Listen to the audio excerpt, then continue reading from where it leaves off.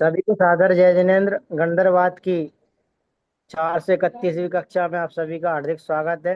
पूर्व कक्षाओं में हम जो हमारी चर्चा जो चल रही है, अचल अचल जी भ्राता जो गणधर हैं उनके प्रश्न को लेकर के हमारी चर्चा चल रही है, जो पुण्य और पाप संबंधी चर्चा महाराज साहब द्वारा बताई जा रही है, जिसमें हमने पूर्व कक्षा में प्रवृत्ति, प्रकृति और परिणाम पर चर्चा की थी, जहां हमने 18 प्रकार की पाप प्रकृतियों को देखा था। और उन पाप प्रकृतियों को करते हुए जीव जो 82 प्रकार के कर्मों का बंधन करता है, वो महाराज साहब ने डिटेल में बताया था, जिसमें 5 प्रकार के ज्ञान, 9 प्रकार के दर्शन, 28 मोहिनी और 5 अंतराय कर्म। इन कर्मों को यह जीव बांधता है। और तो ये तीनों चीज बताई थी कि किस प्रकार से यह जीव प्रवृत्ति करता है, उन प्रवृत्ति करते हुए कर्मों की प्रकृतियां बांधता है, और उन प्रकृतियों को बांधते हुए उनका फल अर्थात परिणाम प्राप्त करता है। तो वो चर्चा पूर्व कक्षा में चल रही थी, तो मैं महाराज साहब से निवेदन करूंगा कि वे आज का स्वाध्याय प्रारंभ करें। बहुत बहुत धन्यवाद आपको। नौवें गणधर अचल प्राता जी का महावीर स्वामी के साथ जो संवाद चल रहा है, अब उसके अंदर मुख्य बात ये आ रही है कि हे भगवान, एक तरफ तो यहाँ पर है आत्मा,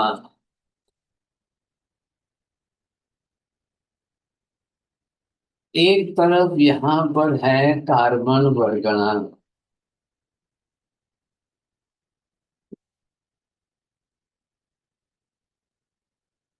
यहाँ बने हुए कर्म।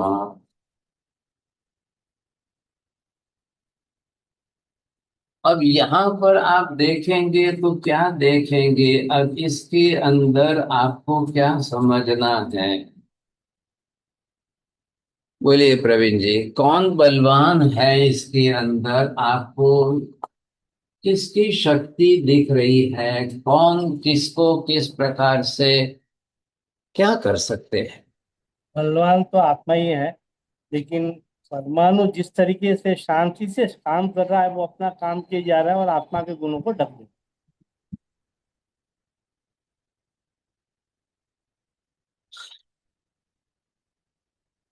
बोलो Meena ben ji, is it possible? कौन शक्तिशाली प्रबल शक्तिवान कौन है? इतना बलवान, इतनी शक्तिशाली, क्या कार्बन वर्गना के पुद्गल परमाणुओं में आत्मा को दुखी करने की शक्ति है? आत्मा को सुखी करने की क्षमता है? या कर्म में है, या कार्बन वर्गना में है, या आत्मा में? आत्मा में है, शक्ति आत्मा की है। चलो, ये कहना है आपका चौड़े जी, क्या कार्बन वर्गना के पुद्गल परमाणु में कर्म में कोई शक्ति नहीं है? नहीं जी, मार साहब, शक्ति है। आत्मा को सुख दुख करने की संसारी अवस्था में शक्ति है। इसमें कर्म में शक्ति है कि कार्बन परमाणुओं में शक्ति है? जी मार साहब, कर्म में है, जब वो आत्मा के साथ एक रस हो जाते हैं तब। अब ये आपको क्या देखना है कि ये जड़ पुद्गल परमाणु है, आत्मा चेतन है।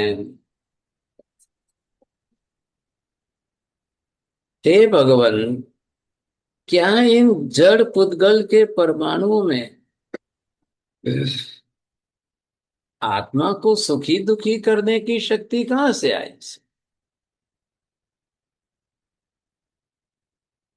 बोलिए मनीषा बेन जी, प्रश्न बोलो और फिर सोच के विचार करके बोलना है।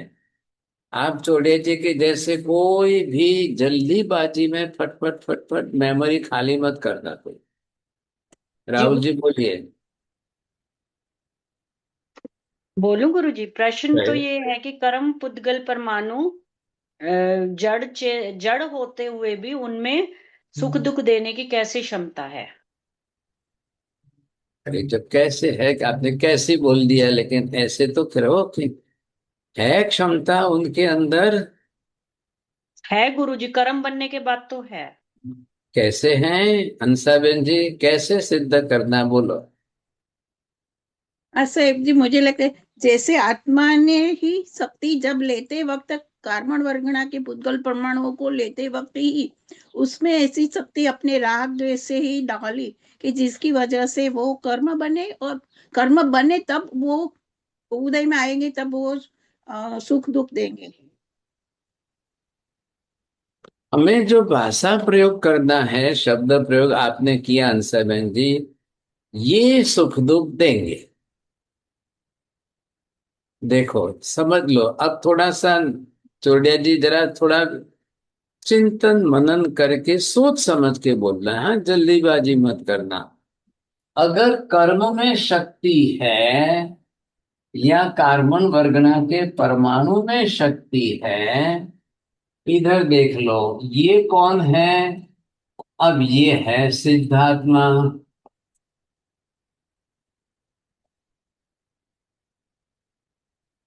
अब ये जो है सिद्धात्मा है, तो यहां तो कोई कार्बन वर्गना नहीं है, परमाणु नहीं है, कर्म नहीं है, कुछ भी नहीं है। अब ये इसकी तुलना करो और इसकी जो है ये कर्मात्मा है।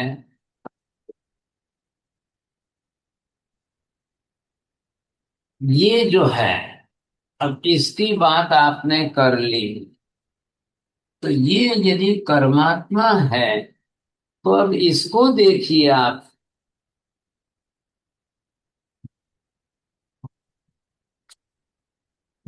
अरे कर्मात्मा शब्द बोलने का प्रयोजन क्या सिद्ध होता है?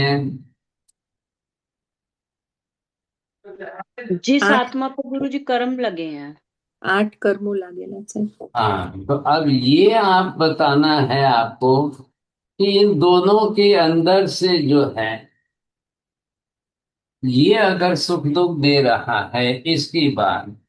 और तीसरी बात यहां पर ये आ गई, ये है कार्बन वर्गना के परमाणु पुद्गल परमाणु। अब ये जो है इनकी शक्ति भी देख लीजिए।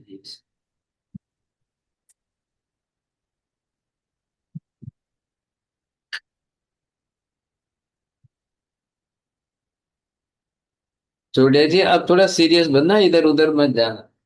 इसमें इसमें क्या फर्क है? महाराज साहब, कार्बन बरगना तो मतलब रॉ मेटेरियल है, वो अभी बाहर है, आत्मा से साथ एक रस हुई नहीं है। और कर्म में वो आत्मा के साथ कार्बन बरगना एक रस हो गई है।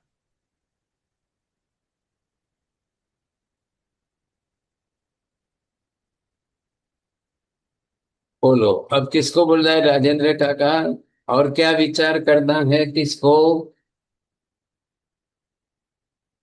अब ये शक्ति वाली है कि ये शक्ति वाले हैं कि ये शक्ति वाला है, कि इसको इससे ज्यादा सुखी समझना है, इससे ज्यादा, इसको इससे ज्यादा, कि ये शक्तिशाली है। आपको पहले इधर उधर देखना है ना। શું લાગે છે રાજેન્દ્ર કાકા? સૌથી શક્તિશાળી તો સાહેબજી સિદ્ધાર્થમાં જ છે.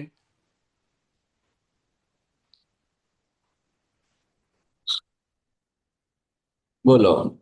चलो जैन साहब आए तो हैं, आप खोलिए देखिए। क्या लगता है बीना बहन जी आपको? जब कर्म ही सब कुछ देता है तो इनके पास तो कोई कर्म नहीं है, तो ये तो और दुखी होने चाहिए फिर।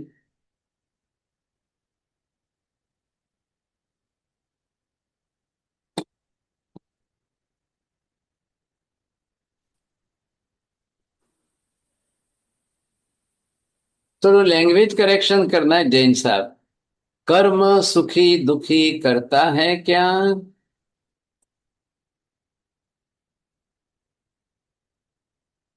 आज क्या हो गया जैन साहब, आपको सुनने में नहीं आ रहा है? उनका ध्यान नहीं है कि सुनने में नहीं आ रहा है?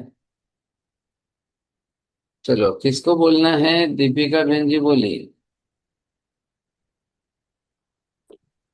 સાહેબ જી કર્મ સુખી મારા દુખી સાहब મારા નથી साहब બનાવતું. सिद्ध आत्मा में तो शक्ति जो है वो है कैसे? मतलब आपको सुनने में तो आ रहा है ना, कोई तकलीफ तो नहीं हो रही है ना? फिर आपका ध्यान नहीं है कि क्या बात है? आप बोलिए बरोबर। प्रवीण जी, अब थोड़ा ध्यान देना, इधर उधर बंद करके मत जाओ। थोड़ा कर्म, ये सीजन जो विषय है ना, तब सीरियस बनता है, थोड़ा आप भी सीरियस बन जाओ। अब यहां पर आपने क्या देखा है? तीन अवस्था अलग अलग है। तीन में क्या क्या अलग है, आपने क्या देखा है? एक तो आपने कर्म रहित आत्मा को देखिए, ये कर्मात्मा कर्म सहित आत्मा है। ये कार्बन वर्गना के पुद्गल परमाणु सीधे अलग है। अब तीन से चार भाग तो हो नहीं सकते हैं, तब तीन अवस्था ही रहेगी। अब इन तीनों में आपको क्या देखना है कि शक्ति किसकी है? क्या हम इनको सर्वथा शक्ति रहित कहें? इधर बोल, आप बोलिए प्रवीण जी, आपको ही बोलता है ना। साईं जी, यदि शक्ति होती तो कभी भी कोई भी आत्मा इस संसार से मुक्त हो ही नहीं सकती। पहली बात, कोई सिद्ध आत्मा बन ही नहीं सकती। इसलिए आपने क्यों ना किया? कार्बन वर्गना में शक्ति नहीं है। आप ना क्यों कहते हो पुद्गल परमाणु शक्ति रहित है, ऐसा कहेंगे? हाँ जी, शक्ति रहित है ये आत्मा। अपने राग द्वेष के कारण आत्मा आत्मा ने वो शक्ति बनाई उस वर्गना में। कोई भी पुद्गल परमाणु शक्ति रहित है क्या? परमाणु की शक्ति कितनी प्रबल है चोटिया जी? अब आपके पास मेमोरी नहीं है, ध्यान रखना। क्या अब खाली करने के लिए नहीं है, इसलिए कि वो पदार्थ विज्ञान का विषय आपके ध्यान में हो या नहीं हो। परमाणु शक्ति रहित होता है क्या कभी? जी नहीं महाराज, परमाणु की भी अपनी शक्ति है। परमाणु की शक्ति भी कितनी है ये सोचिए आप, इसकी शक्ति भी देखिए। और फिर यहां पर देखिए, यहाँ दो इकट्ठे हुए हैं इनका, और ये अकेला है, इधर ये अकेला है।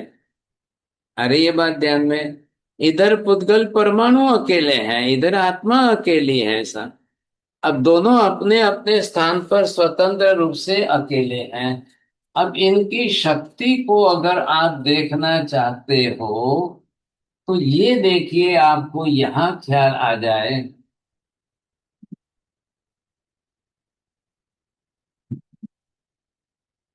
अब ये एक परमाणु है और ये भी अपनी शक्ति इतनी रखता है कि एक समय में 14 राजलोक तक गति कर सके।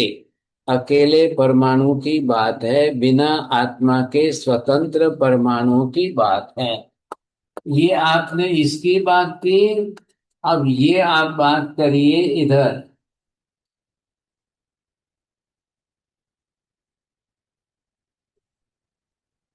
ये आत्मा है और ये भी एक समय में बरोबर 14 राजलोक में गति कर सकते हैं। चलो, अब दोनों की कंपैरिजन कर लो आप। कौन किससे कम है, कौन किससे प्रबल शक्तिशाली है?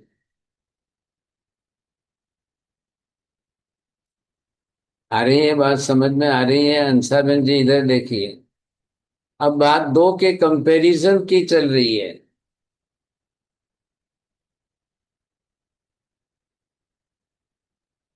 साहब जी, दोनों शक्तिशाली समान रूप में गिने जाएंगे तो फिर अपनी अपनी शक्ति से। पुद्गल परमाणुओं की अपनी शक्ति बिना आत्मा के, और आत्मा की शक्ति बिना पुद्गल परमाणु के।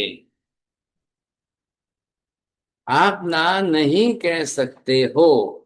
ये जो है ये जीव तत्व है, ये जीव द्रव्य है, ये पुद्गल परमाणु द्रव्य है। अब यहां पर भी कोई ना नहीं कह सकते हो। लेकिन ये जो पुद्गल परमाणु है, ये अपनी शक्ति अपने गुण धर्मों में दिखाए। साहब जी एक प्रश्न, क्या पुद्गल परमाणु जो आपने जो पहला चित्र उसमें नीचे से जो पुद्गल परमाणु ऊपर तक सिद्ध लोकांत भाग का एक समय में चले जाता है क्या? हाँ, ये बात, इसमें कोई ना नहीं है, उसकी शक्ति गति शक्ति है ना। अब इसको गति करनी है तो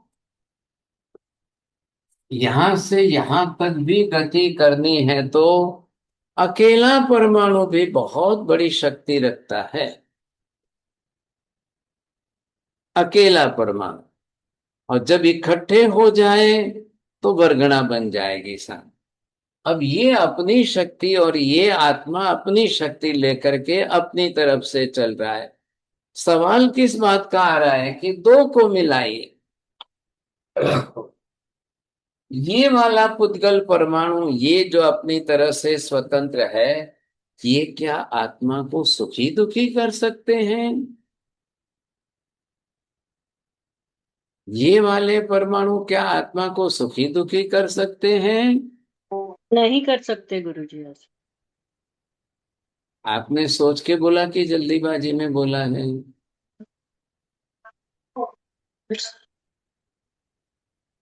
हाँ छोड़िए जी, आपको सोच के बोलना हो तो ही खोलना, नहीं तो मत खोलना। जल्दीबाजी में कुछ भी बोल लेंगे तो बात अलग हो जाएगी। अच्छा चलिए, जी अब मार साहब कर बताइए, सकते हैं, जैसे शराब पीता है तो शराब आत्मा को अभी आत्मा को क्या, फिर सोचा क्या आपने, अच्छा ठीक। विचार किया क्या? अकेले परमाणु, स्वतंत्र परमाणु, अलग से परमाणु, आप क्यों नहीं सोचना शुरू करते हो, क्यों नहीं विचार करते हो? अब मैं ये कह रहा हूं भूकंप आया, बोलिए भूकंप परमाणुओं की शक्ति है कि आत्मा की शक्ति है? परमाणु की।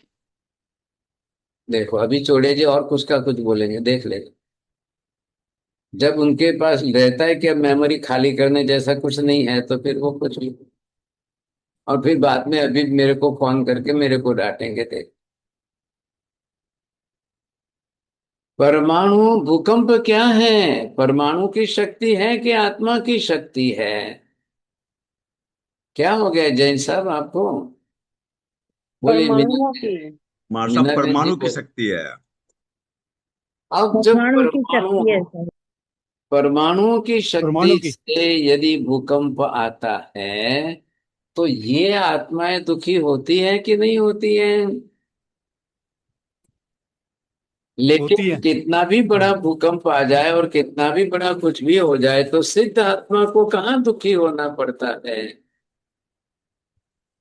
सिद्ध आत्मा को तो कोई दुखी सुखी होने का प्रश्न नहीं आ रहा है। यही आत्मा जब वहां लोकांत में सिद्ध बन चुकी हो, अब पूरी दुनिया में भूकंप आए कि कहीं कुछ भी हो जाए तो सिद्ध आत्मा को कुछ नुकसान होगा क्या? हालांकि वहां तो भूकंप आने वाले नहीं है, लेकिन परमाणु विस्फोट, अब परमाणु विस्फोट भी क्या है? परमाणु बम जो बनाए हैं वो इंसानों ने बनाए हैं, लेकिन परमाणु बम के अंदर कोई आत्मा नहीं है, कोई जीव नहीं है बम में। सिर्फ परमाणुओं को इस तरह से इकट्ठे किए हैं कि एक दूसरे से टकराते ही रिएक्शन के अंदर उनकी सारी शक्ति खुल करके बाहर आ, यही है ना। परमाणुओं को अपनी तरफ से देखिए, यहां पर ये जो सिद्ध आत्मा है, ये मुक्त आत्मा है जो मोक्ष में गई हुई आत्मा है। अब वहां पर चाहे भूकंप हो या विस्फोट हो, चाहे परमाणु बम का विस्फोट करो, अब वहां कुछ भी असर नहीं हो, उनको वहां कोई असर नहीं होगी। लेकिन परमाणुओं को अपनी तरफ से आपने ये देखा है कि ये जो परमाणु है, अब ये परमाणु अपनी तरफ से जिस तरह से ये गति करे,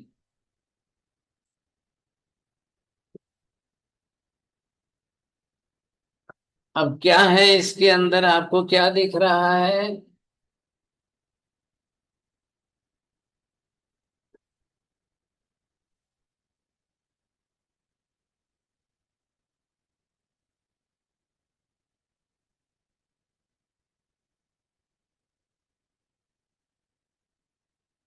ये जो आप देख रहे हो ये इसका न्यूक्लियस है, इसमें एनर्जी है, और ये इलेक्ट्रॉन्स है, प्रोटॉन्स है, न्यूट्रॉन है। ये परमाणु विज्ञान भी अपने आप में बहुत गजब का है, बहुत गजब। इसके पास अपनी शक्तियां हैं। ये परमाणु है, ध्यान रखिए, 1 2 3 4 परमाणु।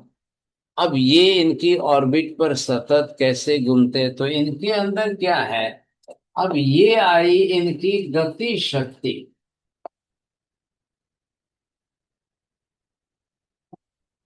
अब परमाणु अपनी गति शक्ति से इतने बड़े प्रमाण में अगर चले और ऐसे अनंत परमाणुओं को इकट्ठा करके उनका विस्फोट किया जाए, तो आत्मा, जीवात्मा जो है वो सुखी दुखी होगी कि नहीं होगी?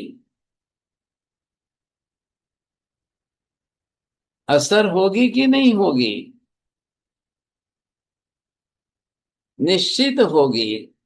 ऐसे परमाणुओं को इकट्ठे करके अब उनकी जड़ शक्ति को भी अगर संचारित किया जाए, तो जीवात्माएं जो संसारी आत्माएं देहधारी है, उनके ऊपर बहुत बहुत बड़ी उस असर होती है।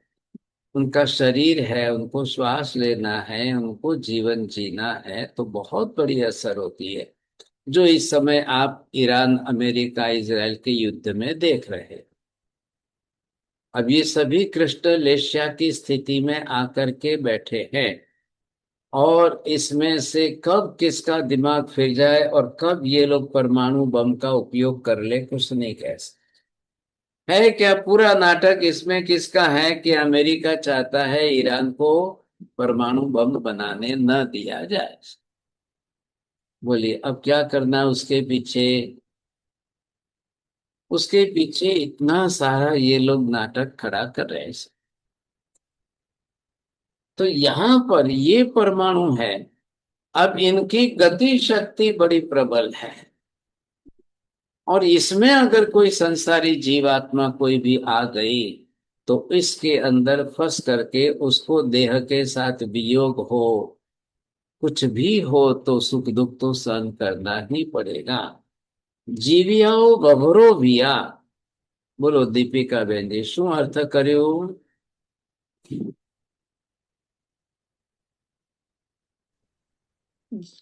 जीवों ने जीवों ने हिंसा करी। ने गुरु जी जीवों को शरीर रहित कर दिया। हाँ, ये जीवियाओ और ये है ववरो विया।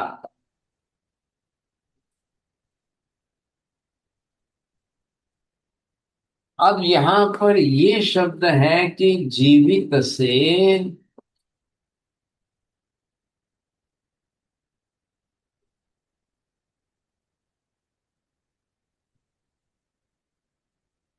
बिल्कुल जीवित से ही भिन्न।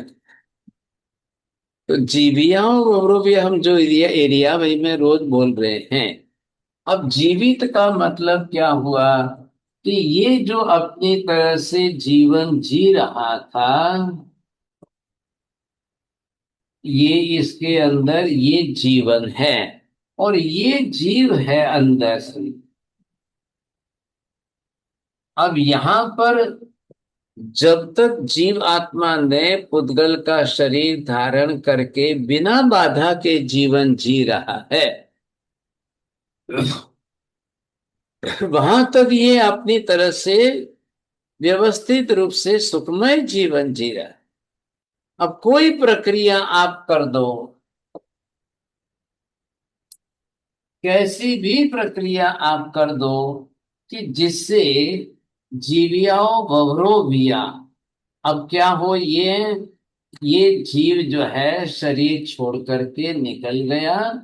अब जीव जो है ये अलग हो गया, ये जीव है। अब ये शरीर रह गया। ये क्या अर्थ हुआ? जीविया वरोविया देख लो आप। जीवात्मा को शरीर से वियोग कराना, अब ये कितना बड़ा भारी दुख हुआ। महावीर स्वामी ने भी यही शब्द प्रयोग किया। केवल ज्ञानी ये कह रहे हैं, जो आत्मा शरीर को, मतलब जब जीवात्मा शरीर में रहती है, उस शरीर से उसका वियोग करा देना, ये सबसे बड़ा अंतिम कक्षा का दुख है। जब तक जीव स्वयं ही अपने कर्म क्षय करके शरीर का वियोग नहीं करता है, उसके पहले अगर कोई उसको उसके शरीर से वियोग करा दे, ये सबसे बड़ा भारी दुख है। बोलो चोटिया जी, अब इसमें सोचना नहीं है, इसमें खाली रिपीट ही करना है। जब जीवात्मा अपने शरीर में अपना जीवन जी रही है, तब उसको अपने शरीर से वियोग करा दे, ये सबसे बड़ा दुख है। बस बरोबर, इसी को तो प्राणातिपात नाम दिया है। बोलिए प्रवीण जी, क्या कहेंगे? जीवात्मा जब शरीर का वियोग करती है तो दुखी होता है, आपने बताया, तो ये राग के कारण है या उसको वो छोड़ते समय दुख होता है?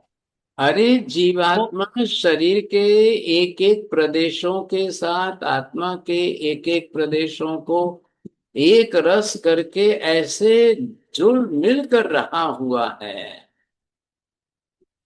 ऐसी स्थिति में उसको शरीर से वियोग कराना, और वो भी कम से कम समय में कराना, इसको कहते हैं एक्सीडेंट। ये मालूम है, शरीर है, ये सभी जानते हैं कि शरीर जड़ पुद्गल का परमाणु का पिंड है। लेकिन जैसे दूध में शक्कर घुल करके दूध के कण कण के साथ एक रस हो जाती है, वैसे पुद्गल के परमाणु अनंत इकट्ठे करके आत्मा अपने असंख्य प्रदेशों को उसी में फैला करके एक रूप बन करके रहती है। बोलिए अंसाबेन जी, ये शब्द सही बोलना। सीमाबेन जी, क्या हो गया? आपने तो खोला था थोड़ी देर पहले। हाँ बोलो अंसाबेन। जैसे दूध में जैसे दूध में शक्कर पूरी तरह फैल कर रहती है, वैसे ही शरीर के एक एक प्रदेश के साथ आत्मा अपने प्रदेशों को एक रूप करके फैला करके रही है। हाँ, अब बताइए आप चोटिया जी, बोलो। ये कक्षा जो आई और आत्मा ने कर्म बांधे वो और शरीर बनाया, ये दो में क्या फर्क है?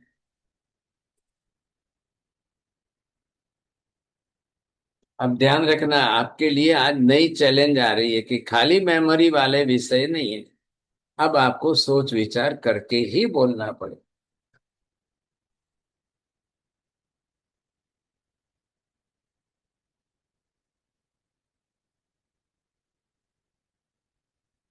चलो, नहीं बोलना है। जैन साहब, आज आपको तकलीफ हो रही सुनाई देने में? अब सुनाई दे रहा महाराज साहब आपको? हाँ बिल्कुल। हाँ महाराज साहब, आपने कहा कि आत्मा जो है वो शरीर के जो प्रदेशों पे अपने को फैला के उनके साथ रहती है। हाँ, जो आज आपने कहा, आपके आपके वहां पर कोई तकलीफ कर्म है? जो है वो भी, तो कर्म भी तो उसके साथ ही चिपके होंगे ना हमें। हाँ, थोड़ा आवाज में है इसमें। आज आपके वहां पर कुछ वॉइस में तकलीफ आ रही है, किसी को बताना।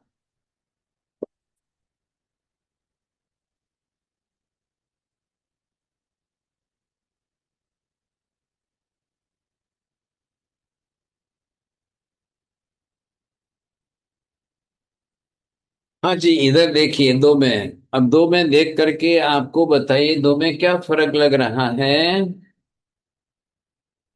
अब बात क्या है, यहां पर देखिए, यहां पर क्या लगा हुआ है? शरीर में आत्मा, जीवात्मा है। अब शरीर भी बनाया है, तो शरीर के साथ का इसका बंध क्या है, कैसा है? और यहाँ आत्मा प्रदेश के साथ इसका बंध संबंध कैसा क्या है, ये दो को आप समझ सकते हो?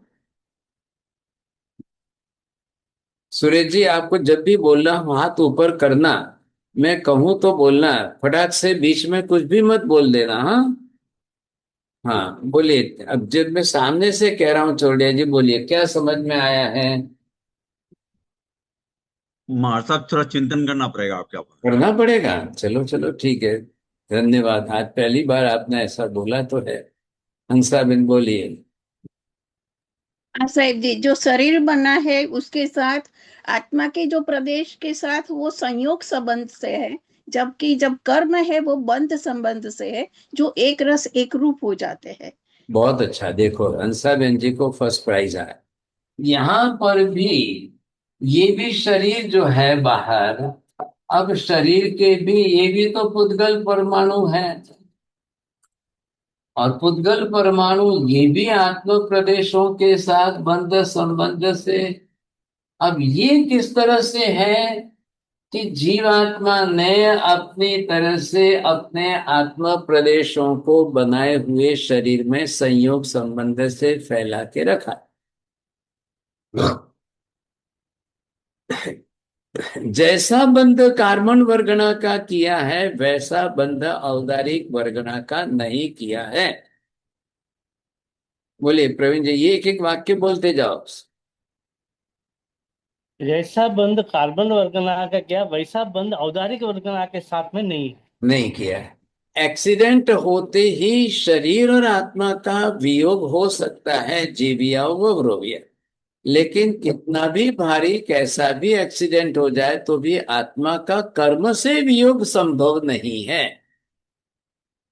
बोलो चोटिया जी, शब्द बरोबर बोलना। जी महाराज साहब, कितना भी बड़ा एक्सीडेंट हो जाए जीवात्मा का शरीर से वियोग हो सकता है, पर कर्म से आत्मा का वियोग नहीं हो सकता। हाँ, क्यों नहीं हो सकता है? उस प्रकार का वैसा मजबूत बंध है। मजबूत मात्रा। ख्याल है? तो ये कार्बन वर्गणा का आत्म प्रदेशों के साथ का जो बंध है वो कैसा है? एक रसीकरण का दूध में शक्कर घुले वैसा है। ये कैसा है?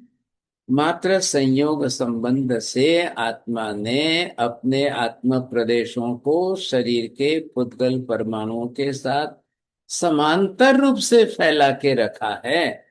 ये संयोग संबंध है, इसलिए एक सेकंड में एक्सीडेंट होते आत्मा शरीर छोड़ सकती है।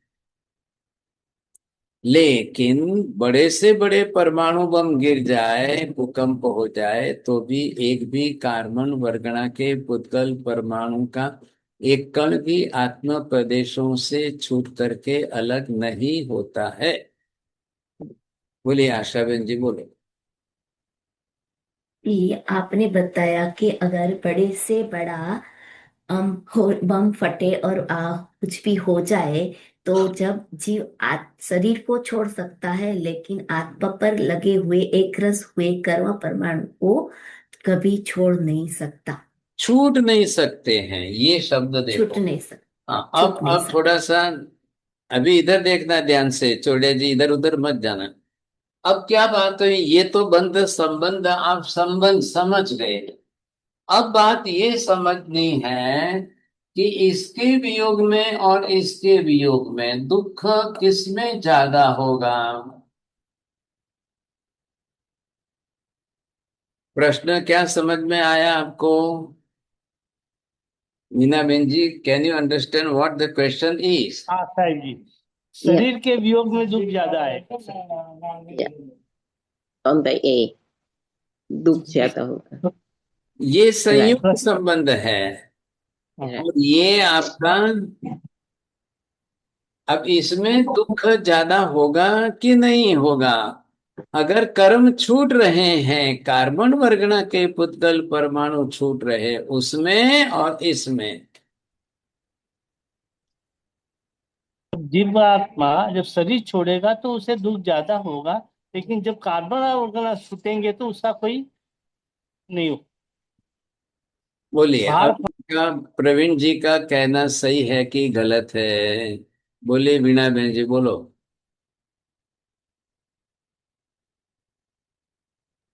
जी साहब जी, मच्छर बनना भी सही है। शरीर छूटने में दुख ज्यादा होगा, कर्म छूटने में दुख नहीं होगा।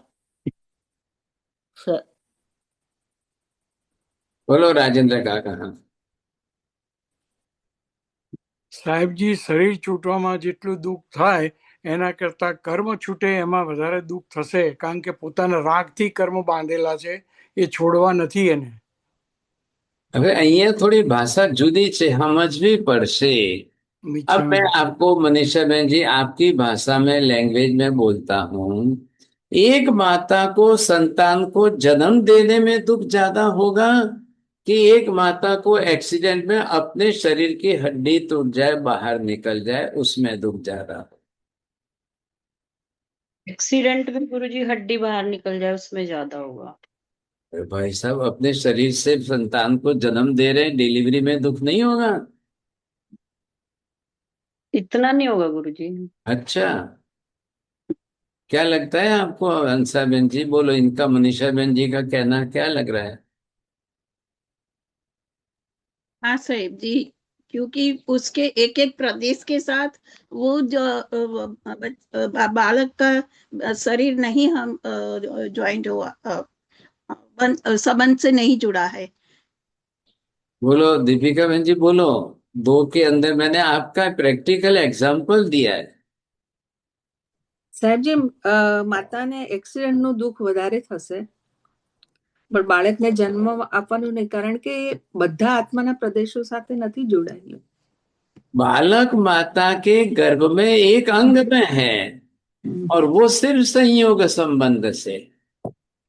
हड्डी माता के शरीर के अंदर एक रस बंधी हुई है, चारों तरफ मांस मज्जा के बीच में बोन हड्डी शरीर का अखंड अंग बना हुआ है।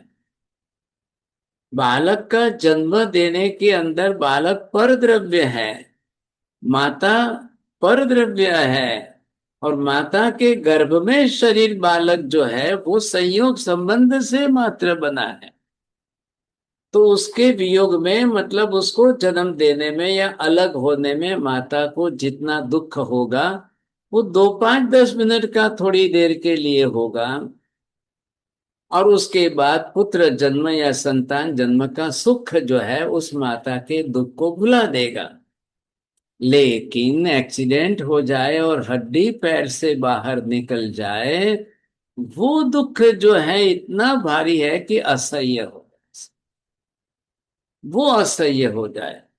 यहाँ डिलीवरी के अंदर तो आपको बिना इंजेक्शन दिए, बिना बेशुद्ध किए भी आप सजग जागृत अवस्था में बालक को जन्म दे सकती है। लेकिन हड्डी टूट गई, बाहर निकल गई, एक्सीडेंट हो गया, अब आपको ऐसे ही ऑपरेशन नहीं कर सकते हैं। अब आपको इतना बेशुद्ध करना पड़ेगा कि घंटे भर तक ऑपरेशन चले, वहां तक आपको बेशुद्ध रखना।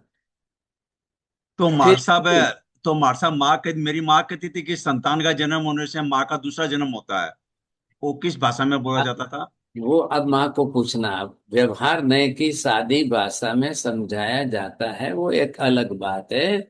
यहाँ क्या समझेंगे, संयोग संबंध किसको कहते हैं और एक रसता का तादात्म्य संबंध किसको कहते हैं। फर्क कितना है। हड्डी हमारे शरीर का मुख्य आधारभूत अंग, और वो मांस मज्जा के अंदर एक रस होकर के इतनी एक धारा में है कि आप उससे नहीं छूट सकते।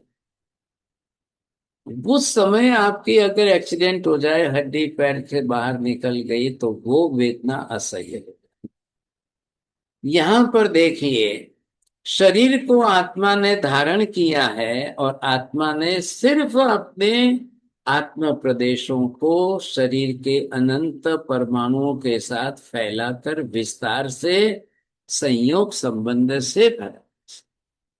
इसलिए एक्सीडेंट होने पर कोई भी जीवात्मा 1 सेकंड में शरीर छोड़ सकती है, लेकिन 1 सेकंड में नहीं, हजारों सेकंड में नहीं, लाखों सेकंड में भी नहीं। कितना भी बड़ा भूकंप, कितना भी बड़ा एक्सीडेंट कुछ भी हो जाए, तो आत्मा कर्म नहीं छोड़ सकती, या कर्म आत्मा को 1 सेकंड में किसी एक्सीडेंट में नहीं छोड़ सकती। क्यों नहीं छूट सकते हैं? यहाँ आत्मा के असंख्य प्रदेशों के साथ कार्बन परगना के पुद्गल परमाणुओं का इतने तीव्र कसाय और इतनी भारी लेस्या के साथ एक रसीकरण का संबंध इतना हुआ है, एक रसीकरण का जो बंध संबंध इतना भारी हुआ है कि अब वो छूटने में बड़ा असंभव लगता है।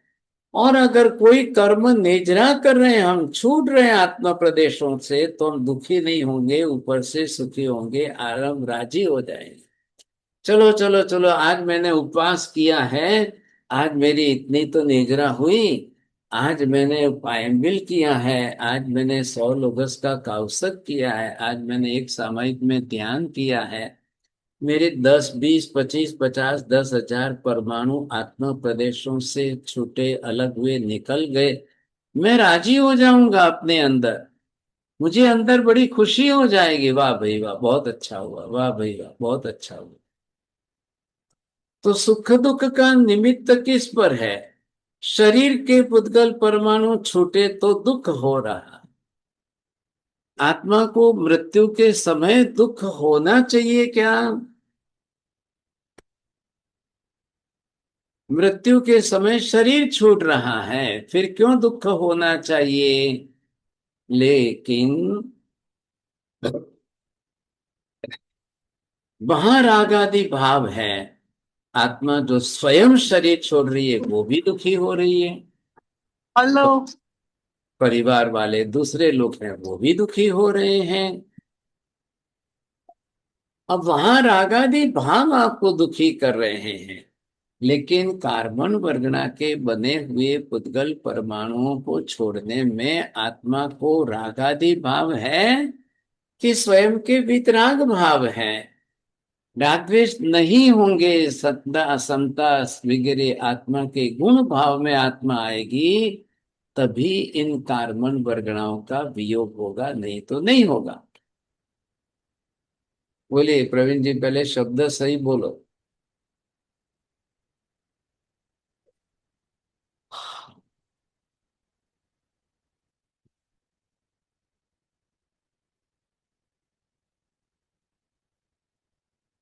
अब आपको ये ख्याल आना चाहिए कि किसके कारण, अब सुख दुख का कारण पुद्गल परमाणु है, या सुख दुख का कारण संयोग वियोग है, या सुख दुख का कारण राग द्वेष? तीन बात बोली है चौड़िया जी, बोलो। इसमें मेमोरी नहीं चलेगी, सोच के ही बोलना पड़ेगा। सुख दुख का कारण संयोग योग हो गया हमारा। अब आप देखो भाई साहब, कार्बन वर्गना के पुद्गल परमाणु आत्मा प्रदेशों से छूटे तो कहाँ सुख और कहाँ दुख, क्यों सुख और क्यों दुख? राग द्वेष से हुआ गुरु जी। मतलब क्या कहना है आपको? ये जो आपका सुख दुख जो भी है, ये खाली संयोग वियोग के कारण है कि राग द्वेष के कारण है, किस कारण से है?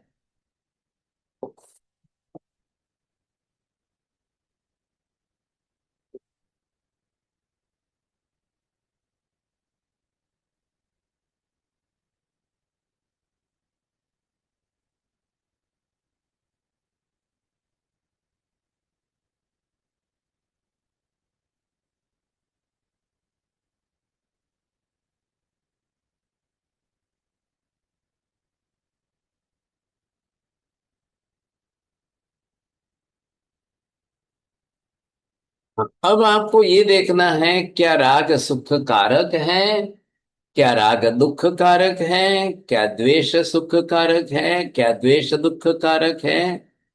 4 पॉइंट है, बोलिए साहब। मैंने बोल दिया, आशा बहन जी बोलो।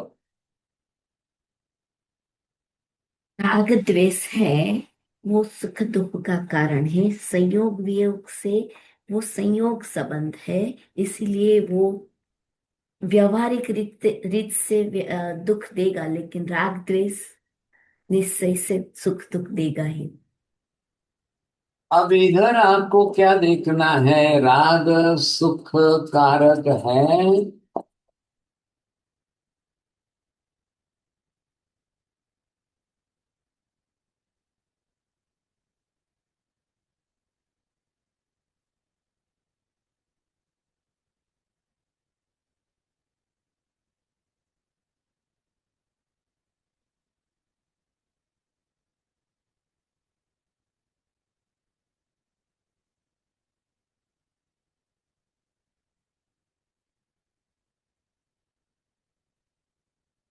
चलो पढ़िए इसको, प्रवीण जी पढ़ो।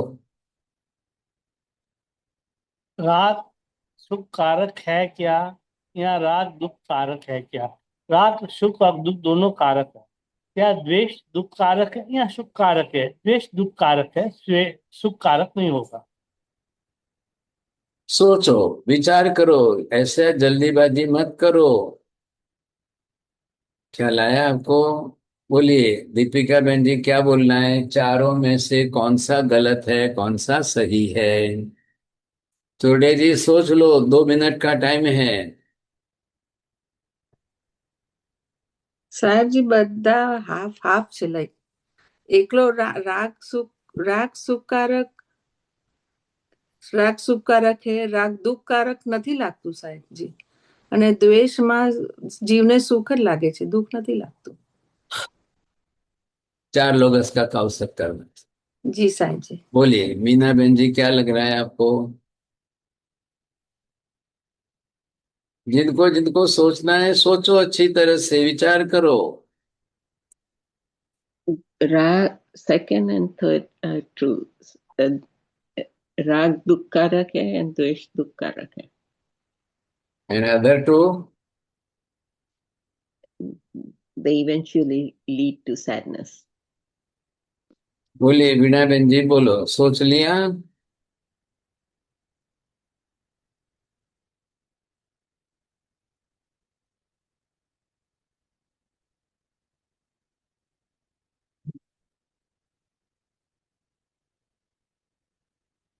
चलो अब लास्ट में छोड़िए जी, बोलो, सोच लिया हो तो बोलना, कौन सा सही है, कौन सा गलत है, क्या है? महाराज साहब आप ही बताइए, नहीं तो लोगस आ जाएगा मेरे को। अरे चारों सही है। अच्छा। बोलिए अंसा बहन जी, बोलो। हाँ साहेब जी, राग सुख कारक भी है और दुख कारक भी है। बस। राग सुख कारक तब है जबकि वस्तु या व्यक्ति जो हमें अनुकूल है वो मिल जाती है, तब वो सुख कारक है। और जो जिसके प्रति राग है और निमित्त वो नहीं मिलते, तब वो ही राग दुख कारक बन जाता है। वैसे ही द्वेष में है, द्वेष सुख कारक भी है और दुख कारक भी है। जिसके प्रति जिसके प्रति या वस्तु या व्यक्ति के प्रति द्वेष है वो नहीं मिले तो वो सुख कारक हो जाता है द्वेष। लेकिन वो ही आके मिलता है तब हमें वो द्वेष दुख कारक भी बन जाता है। बस बिल्कुल सही है, ऐसे सोचिए आप संजय के लिए।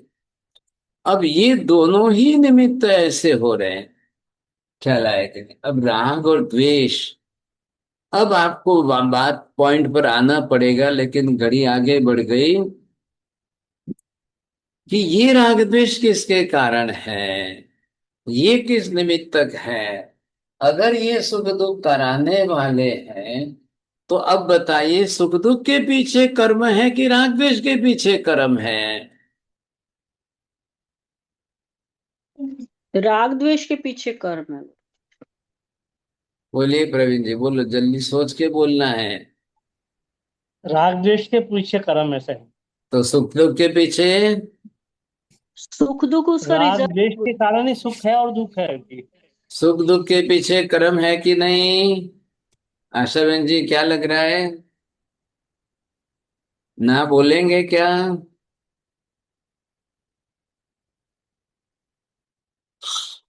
क्या हो गया चोड़िया जी आज आपको? महाराज साहब क्लास बहुत जोरदार है आज की, समथिंग न्यू। अरे भाई, आप भी तो सोचना है तो शुरू करो, ऐसे क्या कर रहे हैं? मुझे सुख दुख उसका रिजल्ट ही होगा ना। रिजल्ट होगा। किसका रिजल्ट होगा? राग द्वेष का। तो फिर कर्म का कारण नहीं बनेंगे क्या? राग द्वेष बनेंगे गुरुजी। अरे भाई, कर्म के कारण सुख दुख बनेंगे कि नहीं बनेंगे? बनेंगे। फिर जब राग द्वेष भी कर्म के कारण है और सुख दुख भी कर्म के कारण है, शुभ कर्म अशुभ कर्म, इतने टाइम तक आपने क्या सीखा, क्या हो क्या गया है सबको? खाली क्लास आती है, खोल के मत बैठ जाओ, थोड़ा सा पुराना देखो, समझो, विचार करो, मेरी सलाह है आपको। और ये चौड़िया जी गणधरवाद है, ये मेमोरी से नहीं चलता है। गणधरवाद में चिंतन मनन करना पड़ेगा। बिल्कुल सही बात है महाराज, बिल्कुल सही बात है। नमो हरियंताणं नमो सिद्धाणं नमो आयर्याणं नमो वज्रायाणं नमो लोहे सब्बसाहुणं येषु पञ्चनवकारो सब्बपापनाशनं मंगलानं च सब्बेसिं परमं हवै मंगलम् मंगलम भगवान वीरो मंगलम गौतम प्रभु मंगलम स्थूलिभद्राद्या जैन धर्मोस्तु मंगलम चत्तारि मंगलम अरिहंता मंगलम सिद्धा मंगलम साहु मंगलम केवले पन्नतो धम्मो मंगलम चत्तारि लोकोत्तम अरिहंता लोकोत्तम सिद्धा लोकोत्तम साहु लोकोत्तम केवले पन्नतो धम्मो लोकोत्तम चत्तारि शरणं प्रपद्यामि अरिहन्ते शरणं प्रपद्यामि सिद्धे शरणं प्रपद्यामि साहु शरणं